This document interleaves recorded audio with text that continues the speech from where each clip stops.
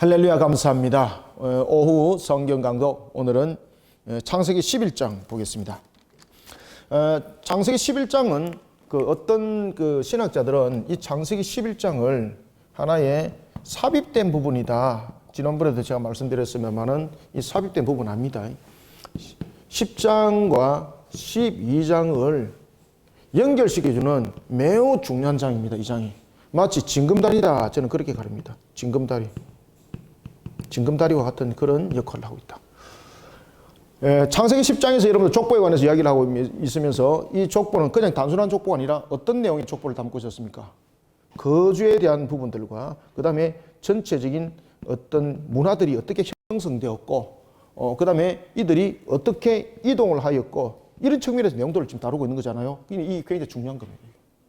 이들이 이렇게 거주 생활을 통해서 나타났던 것들이 무엇입니까? 문화가 형성되었죠. 그리고 여러 가지 형성적인 측면에서 족속이 등장하게 되는 거죠. 그리고 이동을 통해서 지역이 만들어지게 되고 이 속에서 하나의 군주 제도가 만들어지기 시작하는 겁니다.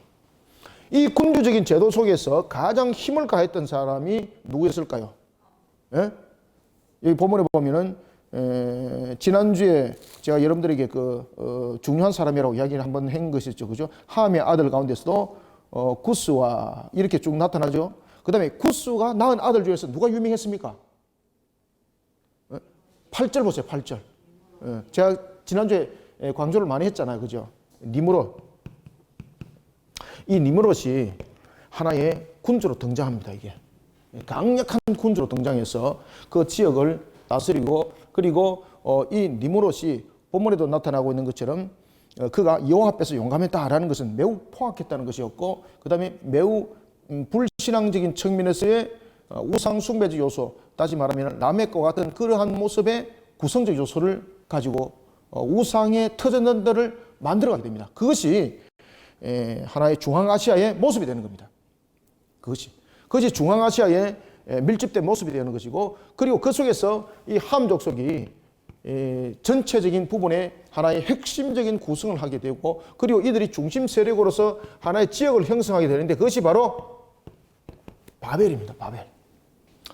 특히 이제 오늘 본문에서도 이제 보겠습니다만은 이 함 족속이 니므롯이 이 속에서 하나의 군주적인 역할을 하고, 이 속에서 이 바벨의 하나의 집단 세력화, 이런 부분에 대해서 굉장히 중요한 핵심적 요소를 낳게 됩니다. 이러면서 이 우상 숭배적 요소 속에서 이제 터가 잡혀지게 되는데 그것이 뭔가 하면은 이 우상에 대한 부분들이 하나의 다신적인 측면에서의 여호와를 대항하는 세력이 되는 겁니다. 오늘 11장은 그것을 다루고 있습니다. 그래서 이 바벨이 무엇을 의미를 하고 있는가라는 것에 대해서 우리는 11장에서 그 내용들을 배우게 되고, 그 다음에 우리의 인류의 언어는 셈과 함과 야벳이 있었지만은 언어는 어떻게 됐을까요? 언어는 동일한 언어를 사용하고 있었습니다. 이런 속에 동일한 언어를 사용했던 우리의 모습들이 이제는 흩어지는 민족 언어로 만들어지게 되고, 이 민족 언어가 여러분 나중에 족속 언어가 되는 거죠. 그죠? 그러면 하나님께서 왜 이렇게 언어를 흩어지게 되었는가? 그 이유는 무엇인가? 이런 부분들도 결국은 바벨과 연결이 됩니다. 이 부분들이 전부 다. 그러면 하나님께서 이들의 함 족속이 중심이 되었고 중앙아시아에서 그 세력을 형성하면서 바벨을 형성하고 있을 때 이것이 하나의 우상의 터전을 만들었지 않습니까? 이 우상의 터전들을 만들 때 하나님께서 그들을 심판하실 때에, 징벌하실 때에 왜 언어를 사용했는가라는 것입니다. 그 이유가 있죠.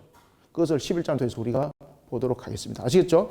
그러면서 이 속에서 이런 혼탁한 속에, 우상 숭배 속에 있었는데 그가 바로 데라였다는 거죠. 데라였고, 그 데라가 아들 가운데서 세 아들이 있었죠.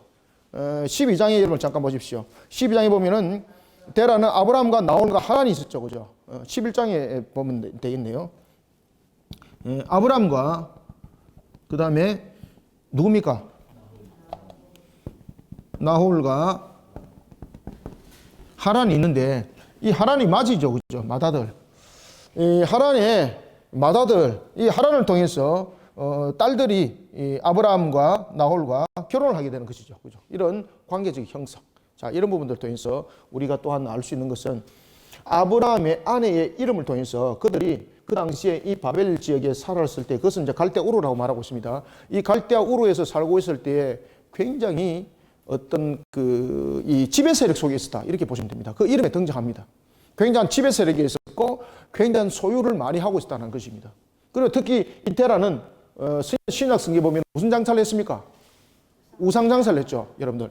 그 당시에 우상을 장사를 할 수 있다는 것은 누구만이 할 수 있는 겁니까? 이거 아무나 못합니다. 내가 우상을 만들어가지고 내가 장사할게요. 여러분, 이건 말도 안 되는 이야기입니다.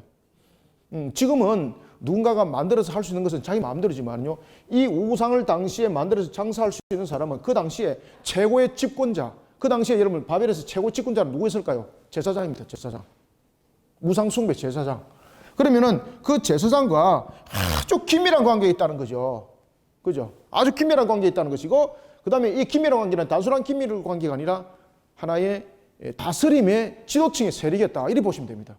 그래서 아버지 테라가 왜 갈대아우르를 벗어나지 못하는가 또 오늘 제가 여러분들에게 말씀드리겠고, 그 다음에 아브라함의 그 신앙이 왜 하나님께서 귀하게 여기는가라는 부분도 여기 속에서 이제 다 등장하게 됩니다. 자, 그러면 우리가 창세기 11장을 우리가 보고 다음 주에 이제 12장을 보도록 하겠습니다. 자, 먼저 우리가 한번 본문들을 읽고 우리가 내용들을 하나하나 정리해 나갑시다. 아시겠죠? 그죠? 그래서 여러분들 창세기 11장도 굉장히 중요한 내용들이고 이 속에 하나님께서 우리에게 말씀하시는 내용들이 굉장히 의미 있는 것들이 많습니다. 잘 보셔야 됩니다. 자, 봅시다. 그러면은 1절부터 5절까지 그냥 후딱 한번 읽어봅시다. 자, 시작. 온 땅에 언어가 하나요 말이 하나였더라. 이에 그들이 동방으로 옮기다가 시날 평지를 만나 거기 거류하며 서로 말하되 자 벽돌을 만들어 견고히 굽자 하고 이에 벽돌로 돌을 대신하여 역청으로 진흙을 대신하고 또 말하되 자 성읍과 탑을 건설하여 그 탑 꼭대기를 하늘에 닿게 하여 우리 이름을 내고 온 지면에 흩어짐을 면하자 하였더니 여호와께서 사람들이 건설하는 그 성읍과 탑을 보려고 내려오셨더라. 아멘. 자, 먼저 첫 번째 봅시다. 온 땅이 언어가 하나였다는 것이지 않습니까? 셈과 함과 야벳, 그죠?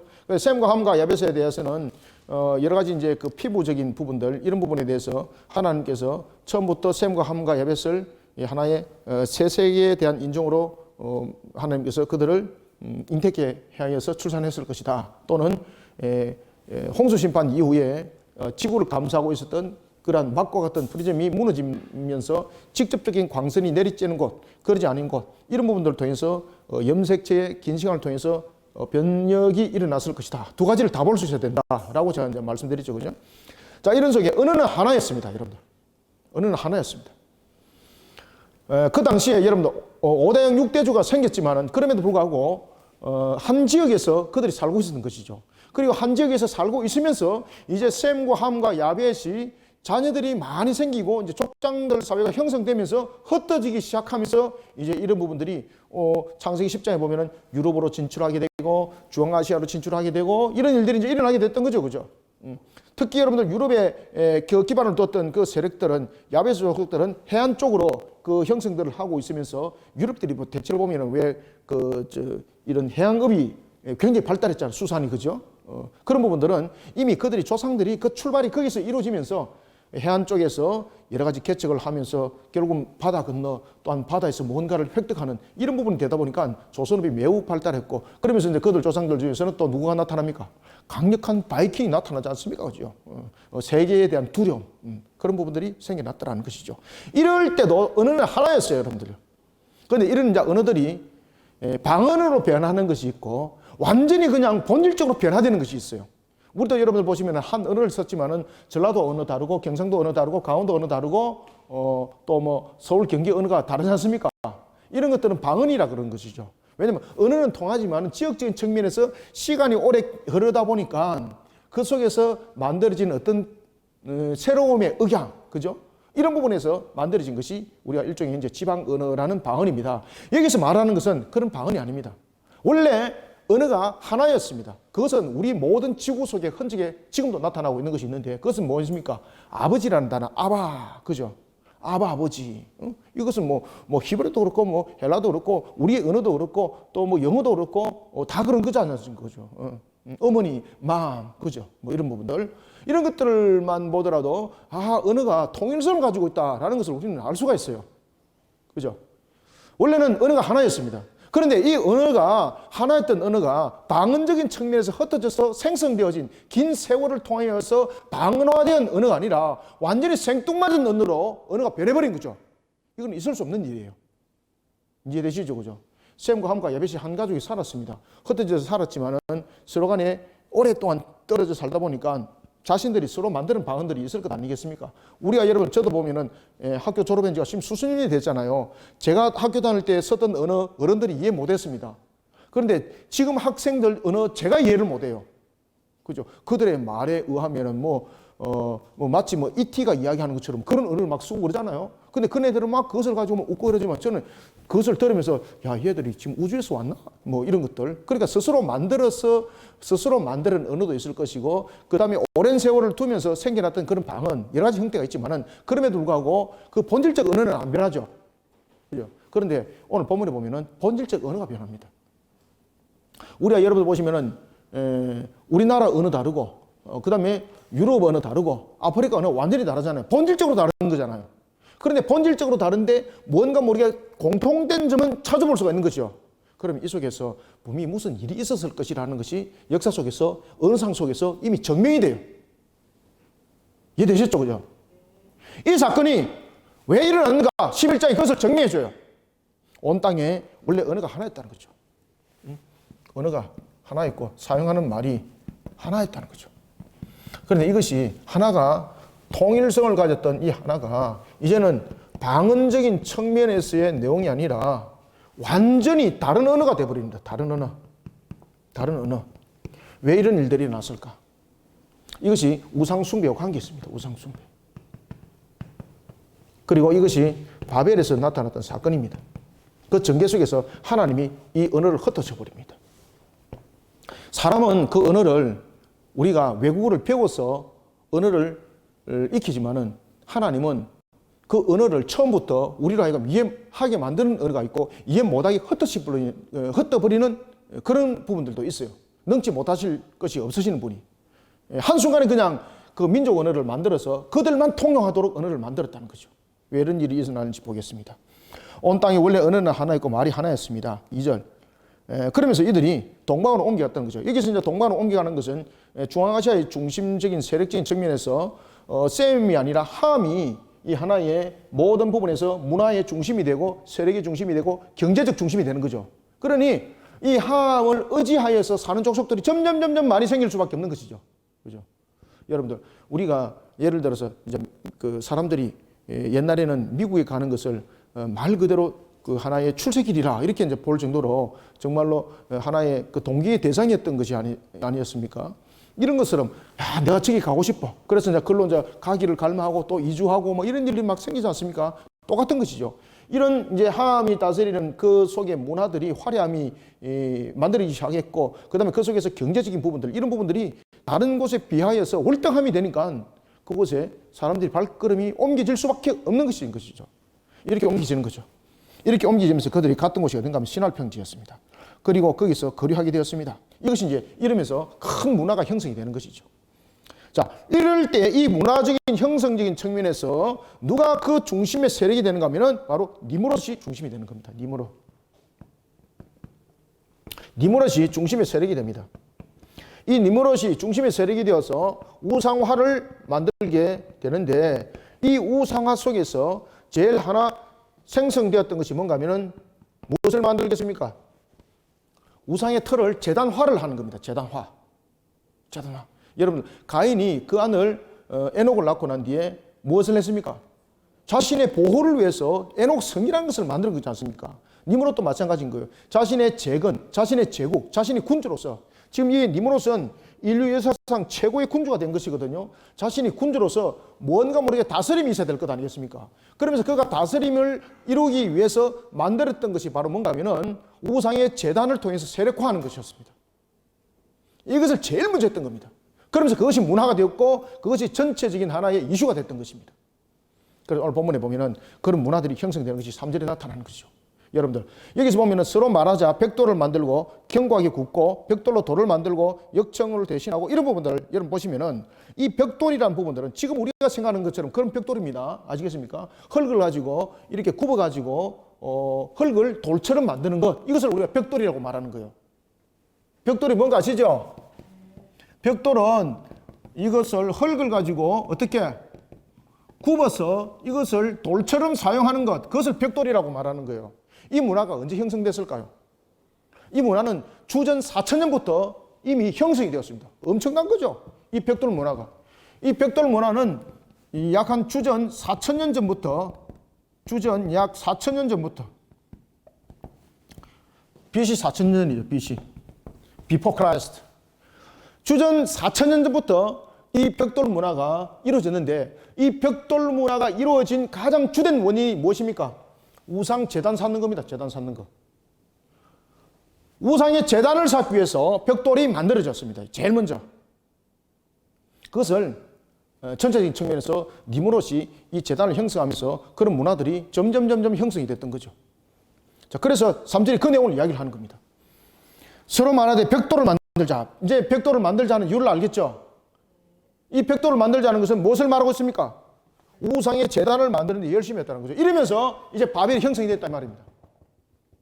그리고 이 바벨의 형성에 대해서 또한 여러분들이 아셔야 될 것은, 이 바벨이라는 것은 우상의 집단화를 말하고 있고, 그리고 이 바벨이라는 것은 신구약 성경에서도 보면 굉장히 강력하게 등장합니다. 구바벨론과 신바벨론이 있습니다. 우리가 여러분 성경 여러분 보시면은 우리가 BC 586년에 유다의 성전을 회파시켰던 바벨론은 신바벨론이에요. 신바벨론. 그래서 여기에서 나타나는 11장의 바벨론은 구바벨론화, 가장 먼저 이제 태동화가 되었던 구바벨론. 그래서 이 바벨이라는 부분들은 우상의 집단화를 이뤘던 하나의 개념적인 체계를 형성하고, 이것이 군주 체계가 되는 겁니다. 이때에 벽돌을 보면서, 벽돌은 어떻게 됩니까? 벽돌은 이렇게 서로 마주 보면서 청개를 이렇게 지으면서 자신들이 모양을 만들 수 있는 하나의 그 밑거름을 놓을 수 있는 거지 않습니까? 이러면서 그들이 어떻게 하겠습니까? 이 제단마다, 이 벽돌마다 신의 이름이 매겨지기 시작하는 겁니다. 그래서 여기서 범신론이라는 부분들이 등장합니다. 범신론이라는 것은 모든 자연적인 세상 속에서도 신이 존재하는 것들, 아시겠습니까? 그러니까 각 신들이 신의 다양한 모습들이 이 속에서 이제 등장하게 되는 거죠. 그러니까 신도 보면은 A라는 신, B, C, D, E라는 신, 뭐 이런 신들이 쭉 나열되어 있는 거죠. 그러면서 그들이 여기서 무엇이 고안되겠습니까? 신이 그냥 일자적으로 쭉 가게 되면은 의미가 없는 거잖아요. 군주라는 것은 전체를 다스리는 거잖아요. 그러면 군주가 다스린다는 것은 자신의 능력으로 다스리는 것이 아니라 어떤 신의 계시를 받아서 다스리는 그런 군주. 능력 있죠? 그죠? 신격화. 이런 부분들이 니무롯으로부터 이미 문화 속에서 만들어졌고, 이 형성들이 되는 겁니다. 그러면서 이 신후의 신들이 만들어지는 겁니다. 그러면 A를 다스리는 신은 A-1이 되는 거예요. 이런 신적 개념들이 계속해서 벽돌을 쌓으면서 이런 신적 재단을 만들었다는 이야기예요. 그러면서 그들은 신을 가장 가까이에서 대할 수 있는 신은 누군가? 그것은 최고의 신이라는 거죠. 그래서 그 신을 따랐을 때는 모든 신들을 다 지배할 수 있다는 것이죠. 이 개념 속에 그들은 바벨이 형성되기 시작했습니다.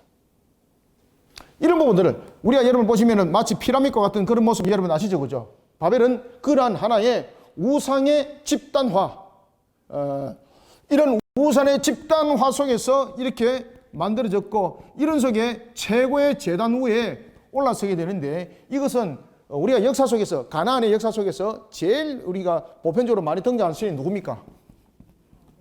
바알과 아세라죠. 그죠?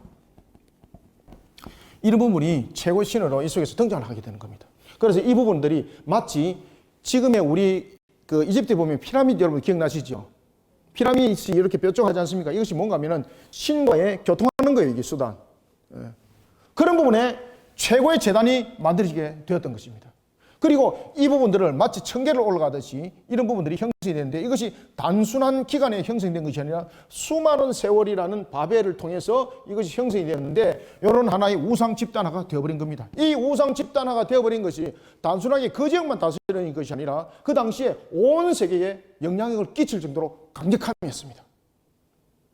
그래서 이것이 바벨이라는 것은 우상의 집단화입니다.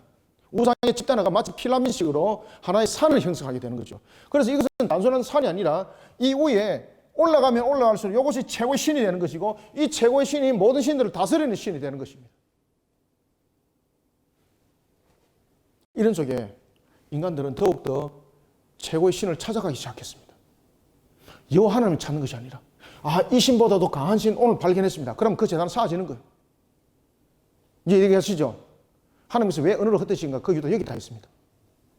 자신들이 발견할 때 더 강력한 신이 나타나잖아요. 그러면 그 바벨 속에서 이 신은 어디 정도 위치할까? 그 신은 요 정도밖에 안 되겠다. 그럼 여기 또 재단을 또 쌓는 거예요. 그 신. 왜? 그 신을 노하게 하면 안 되니까. 그래서 그들이 발견했을 때 이제 우리가 발견한 것 가운데 가장 최고의 능력의 신을 지금보다도 더 능력의 신을 발견했다. 그럼 요 위에 올라가는 거예요. 그러면서 점점 이것이 탑의 형식을 구성했던 거죠. 그래서 그것을 무슨 탑이다? 그래서 바벨 탑이라고 말하는 거예요. 이렇게 해서 이 탑의 형식을 가진 것이죠. 이것이 이제 신의 재단의 집단화가 이렇게 되어버린 것입니다. 아시겠습니까? 그래서 벽돌로 돌을 대신하고 역청으로 진흙을 대신하고라는 것은 바로 이와 같이 그들이 우상의 재단을 이렇게 계속해서 자신들이 아는 그런 우상들을 재단을 쌓았던 모습을 설명하고 있는 겁니다. 자, 4절. 자 말하되 성읍과 탑을 건설하여 그 꼭대기를 하늘에 닿게 하자.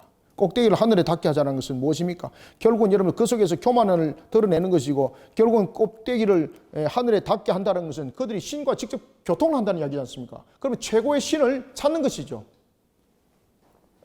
그런 우상화 속에 사람들이 이루어지고 있었던 것입니다. 그러면서 4절에 이렇게 말합니다. 우리의 이름을 내고 온 지면에 흩어짐을 면하자. 그죠? 여기서 중심의 세력이 누굽니까? 함 세력이죠. 함 세력. 그죠? 니므롯 세력의 중심이죠.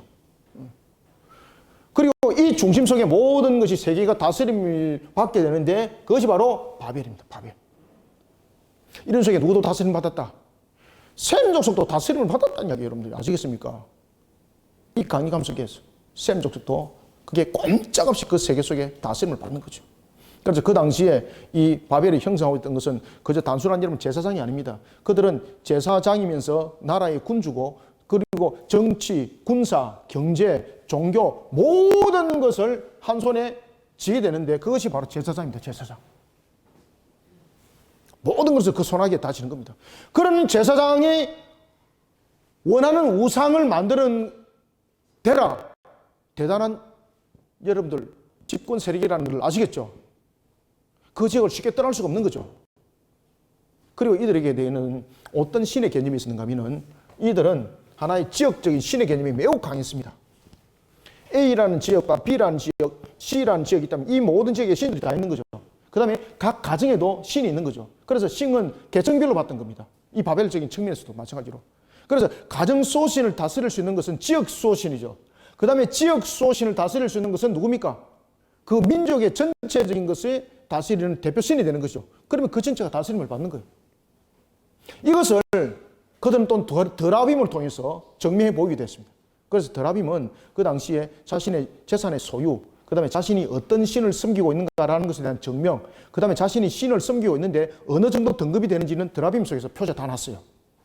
그래서 드라빔이 신분의 증명서였고 재산의 증명서였어요. 이런 신의 개념, 이런 부분들 개념 속에서 살아왔던 세월이었습니다. 그런 속에 여호와가 그 성읍을 보는 겁니다.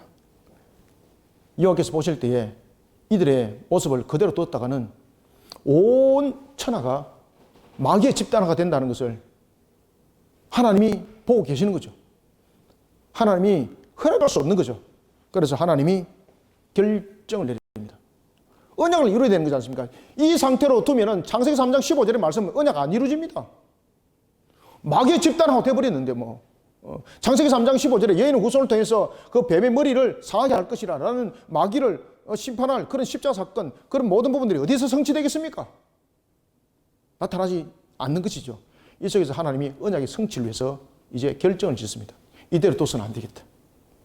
그래서 하나님께서 이 바벨을 흩으시기를 결정합니다. 이때에 바벨을 흩으실 때에, 자, 앞에도 제가 말씀드렸던 것처럼 이 바벨이 지금 극단적인 우상화 작업을 지금 해나가고 있는 거죠. 더 강력한 자연적 현상이 나타난다든지 이러면은 그 속에서 그것을 야 이거는 이 굉장한 신이 노해서 그렇다. 그러면서 그 신을 또 달래는 또한 재단이 만들어지게 되는 거죠. 그러면 하나님께서 이들을 우상 숭배 속에 있는 이들을 흩으시고 우상 숭배 속에 있는 이들을 흩으면서 창세기 3장 15절에 언약의 성취를 이루려면 어떻게 해야 되겠습니까? 강력한 것을 하나님께서 두들겨야 되겠습니까? 강력한 불덩어리를 내려야 되겠습니까? 강력한 불덩어리 내려가지고 이거 다 무너뜨렸다. 그러면 어떻게 되겠습니까? 그들이 똑같이 재단을 쌓으면서 나중에 불신을 제울 위에다 올립니다. 하나님이 그것을 아셨던 거죠. 그래서 하나님께서 이 문제들을 해결하기 위해서 하나님께서 두 가지 방법을 씁니다. 첫 번째는 언어의 다양성을 만들어버립니다. 이제 언어가 왜 다양성을 형성했는가 아시겠죠? 하나님은 가능하다, 가능 못하다. 하나님은 한순간에 가능해요. 말씀으로 천지 만물을 창조하신 그분께서 모든 것이 가능함이 불가능함이 없는 것이죠. 그래서 하나님께서 결정을 하세요. 야, 이대로 둬서는 안 되겠다. 그래서 이들을 또 다른 징계, 강력한 징계를 통해서 이들을 심판하면은 그것이 또 하나의 우상이 되기 때문에 더 강력한 바벨을 형성할 수밖에 없는 것이죠. 그래서 하나님께서는 바벨을 허물어뜨리는 측면에서 두 가지 방법을 쓰는데 첫 번째는 언어를 사용합니다. 두 번째는 흩으십니다. 이건가요? 이건가요? 그죠? 예. 언어의 다양성을 추구합니다. 이 언어의 다양성을 통해서 하나님께서는 언어를 어떻게 다양하게 추구를 하는가 하면은 이것을 혈통적인 측면에서 민족 언어를 중심으로 형성합니다. 그래서 여러분, 이 민족들이 나중에 지역적인 구성을 하게 되는 거죠. 그죠? 이래서 언어를 흩어져 버리는 거죠. 처음부터 흩어진 건 아니죠. 언어의 다양성을 통해서 이들로 하여금 우상 숭배를 하기 위한 통일성을 무너뜨리는 거죠. 그 다음에 두 번째는 이 언어를 통해서 이 흩어지는데 이 흩어지는 이유가 뭔가 하면은 서로가 서로를 이해를 못하는 거예요. 동일한 언어를 사용했을 때는 서로 간에 교통이 됐잖아요. 그러면은 어떤 대화가 형성이 되었고 분쟁이 안 일어났지 않습니까? 그런데 언어가 다른 거, 언어가 비슷한 언어가 아니고 방언이 아니고 완전히 이해하지 못하는 언어가 되는 거죠. 그럼 여러분들 완전히 이해하지 못하는 언어 가지고 서로 상대방이 이야기하면 서로 교통이 됩니까? 교통이 안 되는 거죠. 그러면 서로 간에 죄성으로 인간이 있는 이 죄성 속에서 나타나는 것은 무엇입니까? 서로가 서로를 의심할 수밖에 없는 것이고 거리를 둘 수밖에 없는 거죠. 이렇게 해서 하나님께서 그 언어의 다양성을 통해서 나타나는 그 환경을 조성하게 되는 겁니다. 이 환경을 통해서 하나님께서 그들을 다 흩어버리는 거예요. 흩어버리는 거예요. 그때 흩어질 때에 하나님께서 어떻게 흩습니까? 언어를 중심으로, 혈통이라는 언어를 중심으로 흩어지게 만드는 거예요, 이게. 언어를 중심으로. 자, 봅시다. 5절. 여호와께서 사람들이 건설하는 그 성읍탑을 보고 버리고 내려오셨더라. 그죠? 이거는 구경하러 내려온 건 아닙니다. 우상 숭배 속에 빠져있는 그들을 하나님께서 심판하시기 위해서 내려오셨다는 거죠. 6절. 설명 9절까지 제가 다 드렸어요. 자, 6절 봅시다. 여호와께서 이르시되 이 무리가 한 족속이요 언어가 하나이므로 이같이 시작하였으니 이후로는 그 하고자 하는 일을 막을 수가 없으리로다. 그죠? 더 큰 강력한 심판을 가게 되면 더 강력한 우상 숭배 속에 그들이 빠질 수밖에 없는 거죠. 그래서 하나님께서 언어로 혼잡하게 하자. 언어로 흩어되겠다. 자, 7절 읽습니다. 시작. 자, 우리가 내려가서 거기서 그들의 언어를 혼잡하게 하여 그들이 서로 알아듣지 못하게 하자 하시고 아멘. 이제 아시겠죠? 왜 언어로 흩으셨는지. 언어로 흩는 것만이 하나님의 심판이 그들의 우상 숭배적 요소가 되지 않기 때문이었어요. 언어로 흩었는데 우상이 만들어집니까? 안 만들어지지 않아요. 자, 여러분, 하나님께서 흩으신 방법이 그들에게 새로운 우상을 제공하는 형들이 되면은 이거는 하나님의 흩으심의 방법이 완전하지 못하게 되는 거죠. 그래서 우리는요, 세계의 각종 언어를 바라보면서 무엇을 기억해야 됩니까? 하나님이 더 큰 죄를 범하지 않도록 각종 나라의 언어로 이렇게 흩으셨구나. 아시겠죠? 그래서 어느 나라의 언어가 사람들한테 보다 더 아름다운 언어다, 최우수한 언어다, 그런 소리 하지 마시길 바랍니다. 언어는 하나님께서 우리로 하여금 더 이상 우상 숭배 속에 젖어들지 못하도록 흩으신 징벌의 흔적물입니다. 언어가. 서로 알아듣지 못하게 하지 하시고 8절 여호와께서 거기서 그들을 온 지면에 흩으셨다. 그죠? 어떻게 이제 흩어졌는가 아시겠죠? 서로가 서로를 통일성 속에서 이제 바라보지 못하는 거죠. 왜? 대화가 안 되니까. 그래 예를 들어서 뭐 이런 것들이 있습니다. 뭐 어떤 분이 그 재밌는 이야기를 하셨는데 여우에 있는 사람이 삽을 보내달라 그러니까 삽을 못 알아들으니까 삽을 안 보내주고 뱀을 갖다 준다든지 이러면 서로 간에 이거는 교통이 안 되는 거잖아요. 그죠? 그런 식으로 언어를 헛떠버렸다는 것이죠. 그래서 언어를 헛떴다는 것은 하나님의 은혜고 이것이 하나님의 방법이고 더 이상 우상 숭배를 만들지 아니하는 하나님의 유일한 방법이에요. 이게. 그래서 그들이 온 지미로 이제 흩어졌다는 거죠. 이때 이제 족보가 또 등장하는데 누구 족보입니까? 10장에서도 셈 족보 잠깐 설명했죠. 그죠? 이제는 본격적으로 셈 족속에 대해서 설명하는 이유는 바로 아브라함을 말하기 위함이었어요. 아브라함이 어디 출신이라는 겁니까? 이 속에서 살았다는 거예요. 이 속에서. 그러면서 셈 족속에 관한 족보를 설명할 때에 셈 족속 지난주에 제가 셈 자손을 몇 대까지 설명했대 그렇습니까? 26가지. 전체적인 측면에서 우리가 셈과 함과 야벳에 관해서 이야기를 할 때에 70의 숫자로 전부 다 내용들을 설명했다 그랬잖아요. 자손들을 설명할 때에.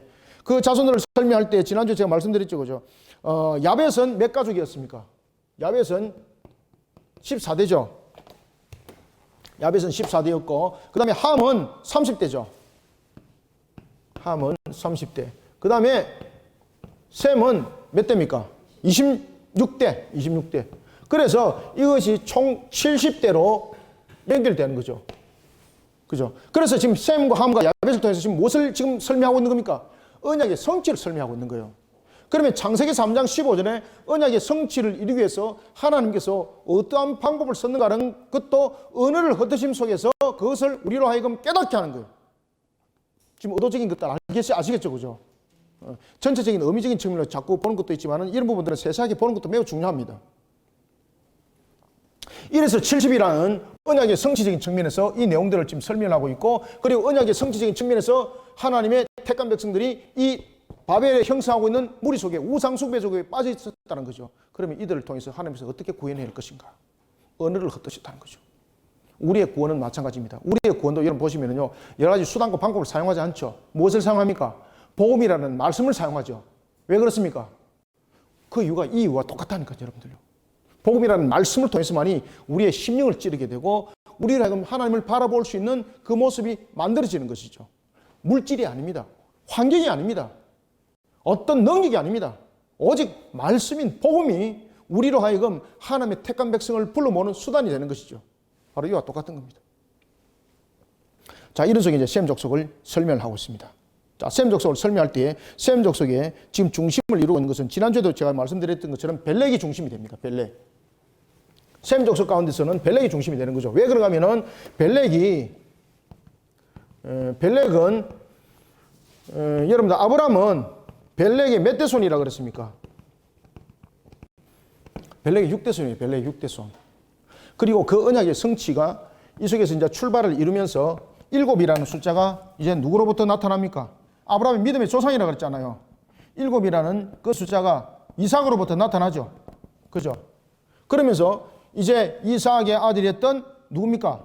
에스와 야곱이 있었지만은 이 야곱을 통해서 12이라는 언약이 만들어지고 그리고 이 속에서 예수 그리스도가 나타나는 이 언약의 성취 그 장면들이 70을 통해서 이것을 설명하고 그 다음에 벨렉의 6대손인 아브라함을 통해서 7세대라는 것 이삭을 증거해내고 그리고 이 속에서 12지파가 어떻게 출발되었는가라는 것을 이제 설명해 나가는 장면이 11장부터 시작되는 겁니다. 그래서 벨렉이 중심에 있다는 거예요. 중심에 있다는 거예요.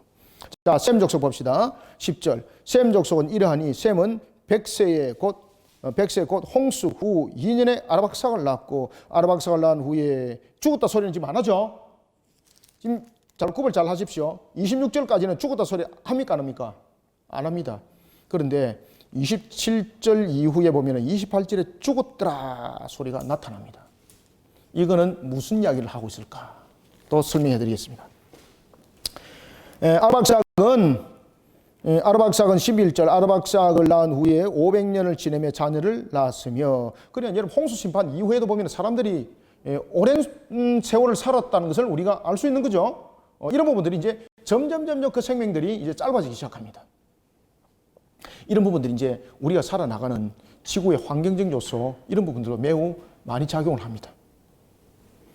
아르박삭은 35세에 셀라를 낳았고 셀라를 낳은 후에 303년을 지내며 자녀를 낳았으며 셀라는 30세에 에벨을 낳았고 에벨을 낳은 후에 403년을 지내며 자녀를 낳았으며 여러분들 계속해서 건강한 모습으로 자녀를 계속 낳는 거죠.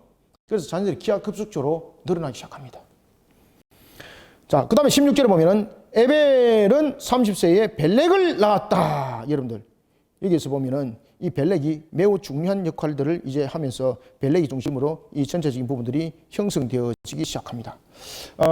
특히 여러분들 보시면은 그 아르박삭은 영역이라는 뜻을 가지고 있죠. 아르박삭은 그것을 이제 풀이하면 영역이라는 이름을 뜻을 가지고 있고 셀라는 확장된다라는 뜻을 가지고 있습니다. 자녀들이 많이 확장됐다는 얘기죠. 그 다음에 에벨은 건너다라는 이름을 가지고 있습니다. 그러면은 벨렉은 분할이라는 뜻을 가지고 있습니다. 분할. 벨렉은 분할이라는 뜻을 가지고 있습니다. 그래서 벨렉은 30세에 러우를 낳았고 러우를 낳은 후에 19절 러우를 낳은 후에 209년을 지내며 자녀를 낳았으며 러우는 뭐 동포, 이웃 그런 뜻입니다. 러우는 32세에 서룩을 낳았고 그 다음에 서룩을 낳은 후에 207년을 지내며 자녀를 낳았으며 서룩은 포도나무 삭 그것을 서룩이라고 말합니다. 서룩은 30세에 나홀을 낳았더라. 자, 여기서 이제 본격적으로 등장하죠. 나홀을 낳은 후에 200년을 지내며 자녀를 낳았으며 나홀은 29세에 누굴 낳습니까?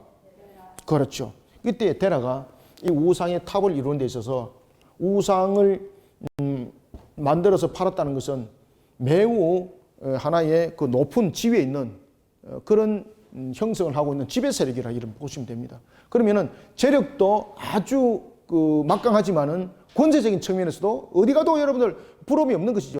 그러면은 데라가 이곳을 떠나겠습니까? 안 떠나는 거죠. 왜?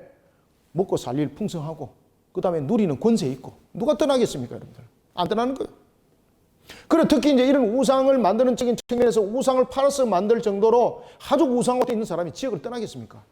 그 당시에 앞에도 제가 잠깐 말씀을 드리다가 이제 말씀이 끊어져 버리는데 그 당시에는 지역적인 측면에서 A라는 지역에서 B라는 지역으로 잘 넘어가지 않습니다. A라는 지역에서 B라는 지역에 넘어갈 때는 A라는 족장의 허락을 받고 B라는 족장의 허락을 받아야 되는 거예요. 안 그러면은 이 족장 속에 있는 신들이 노해가지고 그들을 하나의 재앙 속에 둔다는 거죠.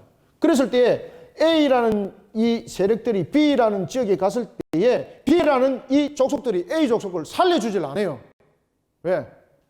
신과 신들이 충돌이 생기잖아요. 왜냐하면 여기에 사는 사람이 자신의 신을 가지고 이 신이 있는 곳으로 들어온 거잖아요. 그러면 B라는 신이 노하게 되는 거죠. 그랬을 때에 그 속에 재앙이 오게 되면 B 지역에 사는 사람들이 어려움을 겪게 되는 거죠. 그랬을 때 B 지역에 사는 사람들이 A 지역에 있는 사람이 넘어오면 용서하지 않는 겁니다. 그냥 다 죽여버리는 겁니다. 그 당시에는 사회는 그랬습니다. 왜냐하면 그 당시에 지역적인 측면에서 자신의 에리어를 지키는 측면이 아니라 신의 노여움 이것이 매우 중요하게 작용했습니다. 신의 노염을 사게 되면 자신의 족속이 다 죽는 거죠.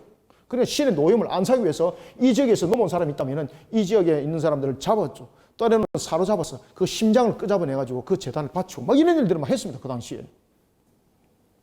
그래서 그 당시에 인신 제사가 매우 성행했습니다.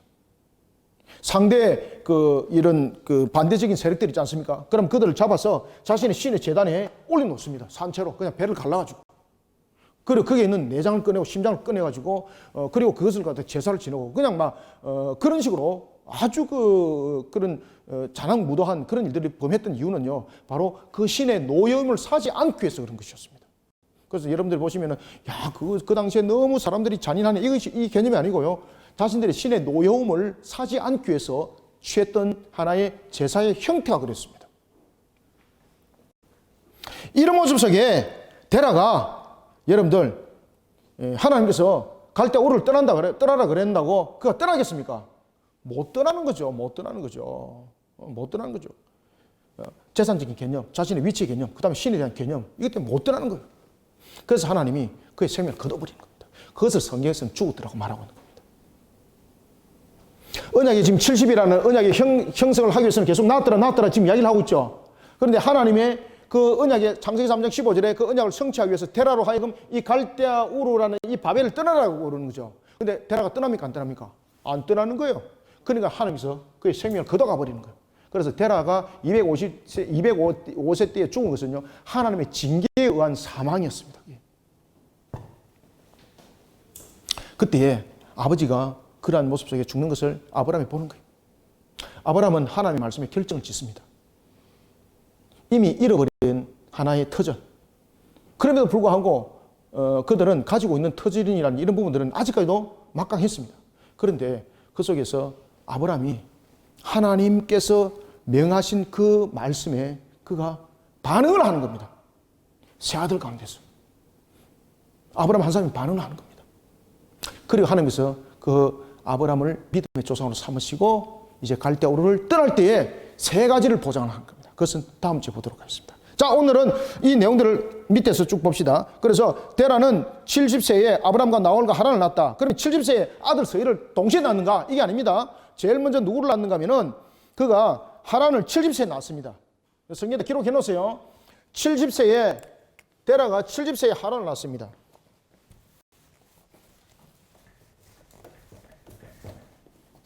데라가 그 나이에 70에 하란을 낳습니다.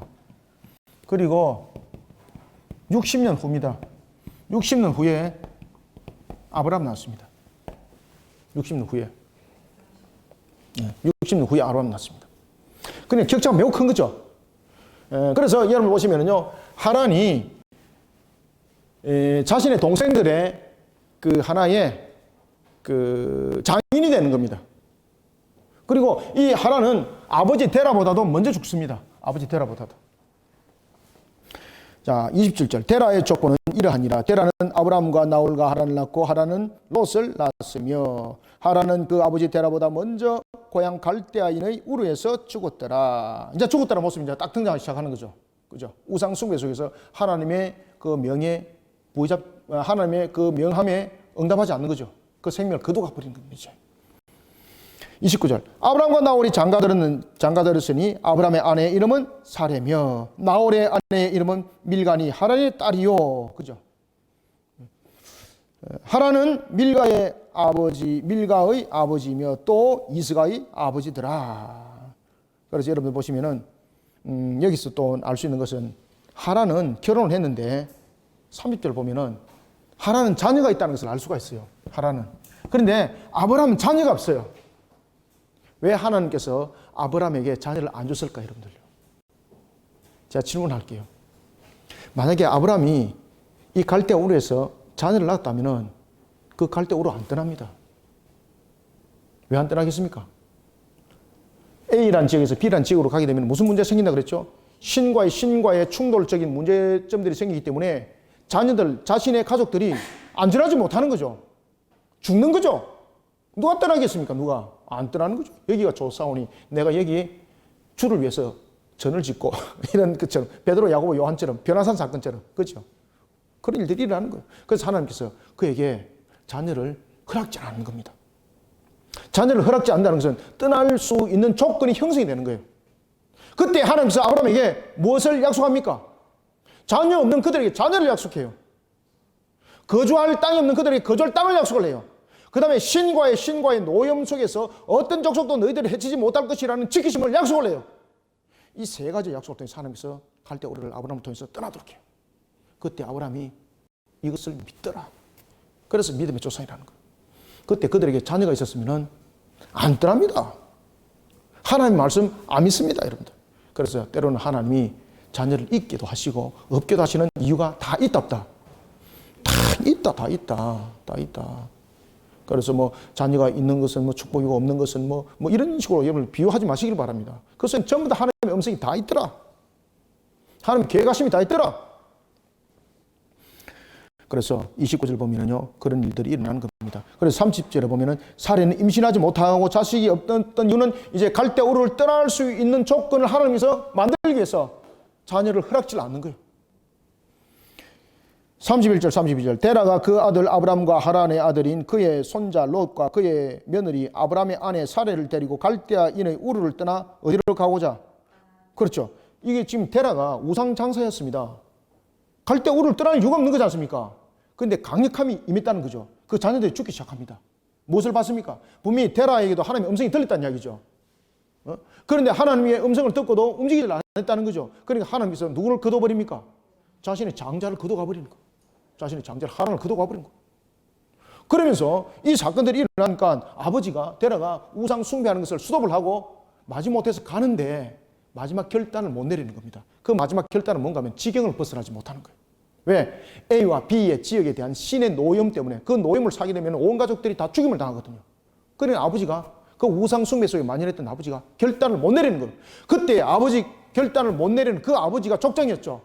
그 아버지 족장을 하나님께서 생명을 거둬가 버리는 거예요. 그러면 그 다음 족장은 누굽니까? 그렇죠. 아브라함이에요. 갈대아 우르를 31절 갈대아 우르를 떠나 가나안 땅으로 가고자 하더니 하란에 이르러 그죠? 거기 거주하였더라. 왜 거주했을까요? 지역을 못 벗어나는 거죠. 여기까지가 바벨입니다. 바벨. 하란 여기까지가 바벨입니다. 바벨. 이 바벨을 못 떠나는 거예요. 왜? 우상적 요소 때문에 우상적 요소 때문에 못 떠나는 거예요. 바벨은. 그때 하나님께서 그 데라의 생명을 거둬갔는데 그때가 205세더라. 32절 한번 읽습니다. 시작. 데라는 나이가 205세가 되어 하란에서 죽었더라. 아멘. 그래서 28절에 죽었더라. 32절에 죽었더라. 이 부분들 이유를 이제 아시겠죠? 계속해서 나왔더라를 통해서 설명을 언약적 관점에서 설명해 오다가 언약의 성취를 이루는 측면에서 분명히 데라에게도 하나님의 음성을 들렸습니다. 그런데 데라가 응답하지 않죠. 그러니까 하나님께서 하란을 데려가 버린 거예요. 하란은 데려가 버렸습니다. 그래서 그가 두려움 속에서 갔지만은 이 갈대아 우르를 끝까지는 못 벗어나는 거죠. 하란이란 경계지역에서 머뭇머뭇거립니다. 그러니 하나님의 언약의 성취가 될 일이 있겠습니까? 그래서 하나님께서 데라를 거둬가 버린 거예요. 그때가 하란의 데라 나이가 205세였더라라고 성경은 우리에게 가르쳐 주고 있습니다. 이제 11장 이해가 좀 되시죠?